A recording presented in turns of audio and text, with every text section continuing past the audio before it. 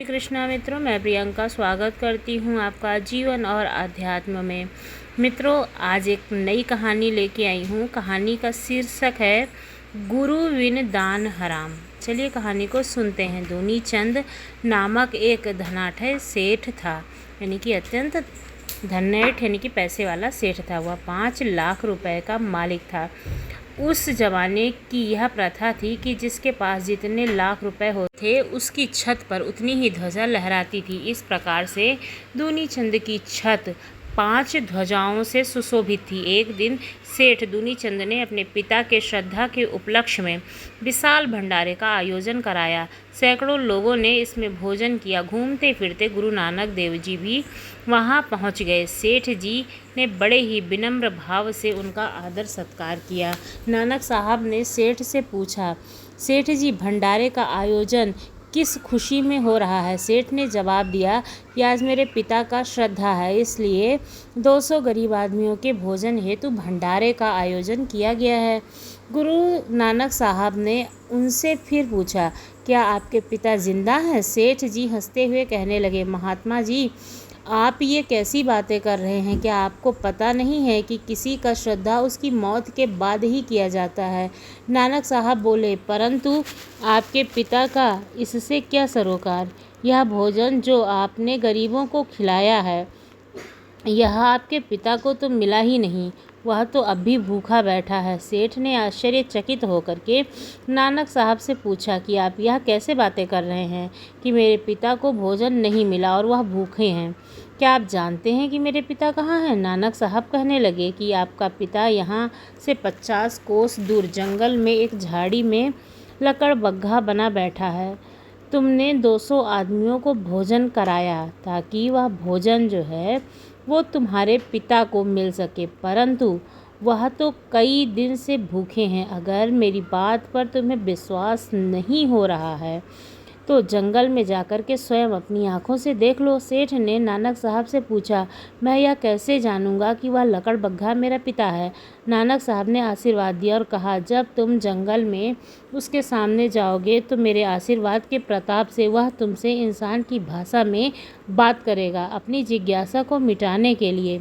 सेठ जी जंगल में चले गए। वहां जाकर उन्होंने देखा कि एक लकड़बग्घा एक झाड़ी में बैठा हुआ है। सेठ ने उससे कहा, पिताजी आप कैसे हैं? लकड़बग्घे ने जवाब दिया, बेटा मैं कई दिनों से भूखा हूँ। मेरे शरीर में बहुत दर्द और तकलीफ है। दर्द के मारे मैं चलने फिरने में भी असमर्थ हूँ। सेठ ने आश्चर्य से लकड़बग्घे से पूछा कि पिताजी आप तो बहुत नेक इंसान थे, आपकी धार्मिक प्रवृत्ति जग जाहिर थी, आपने बहुत दान पुण्य किया था, फिर भी आपको लकड़बग्घे की योनि क्यों प्राप्त हुई? लकड़बग्घे ने जवाब दिया कि बेटा यह सत्य है कि मैंने अपनी तमाम उम्र नेक और परोपकार कर्मों में बिताई, परंतु मेरे अंत समय में मुझे मांस खाने की इच्छा थी, जिसके फलस्वरूप मुझे लकड़बग्घे का जन्म मिला। इस प्रकार लकड़बग्घे से बातचीत करके सेठ से घर लौट आए और अपने परिवार सहित तुरंत नानक साहब से मिला। नानक साहब से मिल करके सेठ नतमस्तक होकर के उनसे कहने लगे कि आप पूर्ण पुरुष हैं, आपने मेरा भ्रम दूर करके मुझ पर बहुत भारी एहसान किया है, अन्यथा मेरे पिता की ही इसी तरह मेरा जीवन भी अकारत ही चला जाता।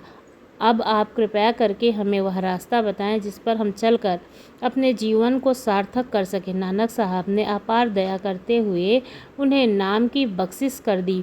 गुरु बिन माला फेरते, गुरु बिन देते दान, गुरु बिन दान हराम, देखो वेद और पुराण। गुरु धारण किए बगैर अज्ञानवश किया गया दान हमारे अहंकार को पुष्ट करता है। अहंकार जीव को अधोगति की ओर ले जाता है। वेद शास्त्र इस बात की पुष्टि करते हैं। राजा नृप 1 करोड़ गाय रोजाना दान में देते थे, परंतु ऋषियों के श्राप से उन्हें अगला जन्म गिरगिट का मिला था। संत मत विचार, संत कहते हैं कि दान हमेशा योग्य या सुपात्र को ही करना चाहिए। मनमर्जी से किए गए दान का पता नहीं लगता है कि वह सुपात्र को मिला या नहीं।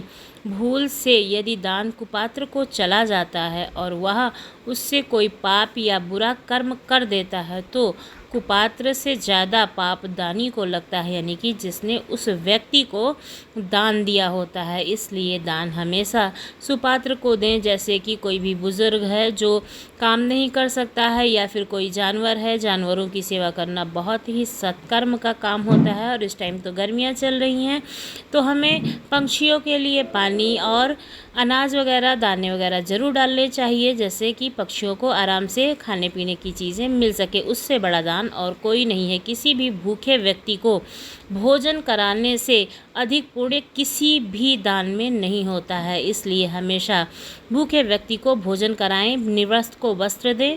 ये दान सबसे बड़ा दान है, और किसी के प्रति मन में द्वेष या भावना या किसी को दुख कभी नहीं देना चाहिए। आपको हमारी जानकारी कहानी कैसी लगी ज़रूर बताइएगा। यदि अच्छी लगी तो हमारे चैनल को सब्सक्राइब करना ना भूलिएगा। धन्यवाद।